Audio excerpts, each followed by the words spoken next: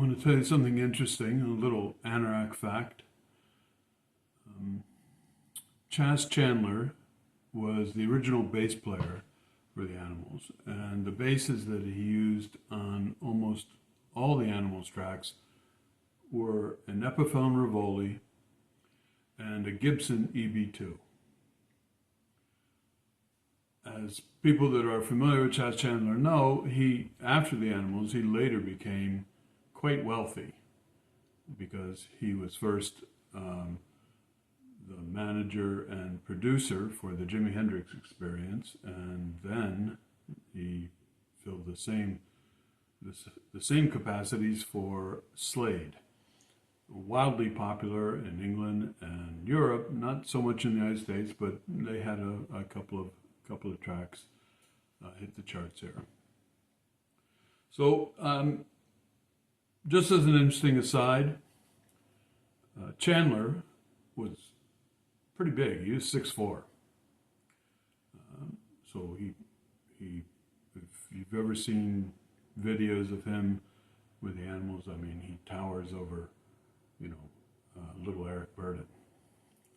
I'm sure the height came in handy when he was fulfilling his duties as tour manager for those very popular groups, dealing with people backstage, other promoters, whatever.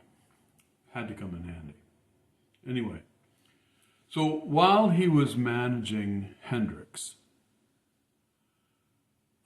they're in the recording studio one day, and Noel Redding, Hendrix's bass player, did something to his bass. He broke it somehow, and Chaz Chandler lent him his Epiphone.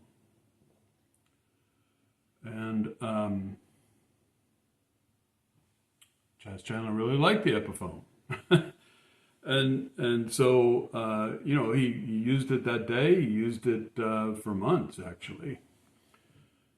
And it's never going to be known for certain,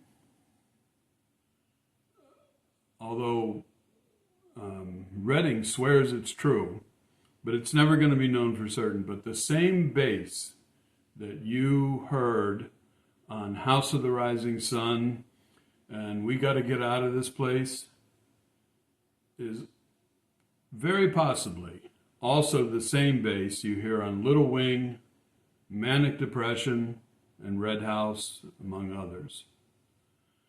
As I said, Noel Redding always swore this to be absolute fact, but, people in the sessions that were there with him, they're not so sure. But he's sure, or he was sure. The truth is never going to be known. It's just one of those interesting rock and roll stories.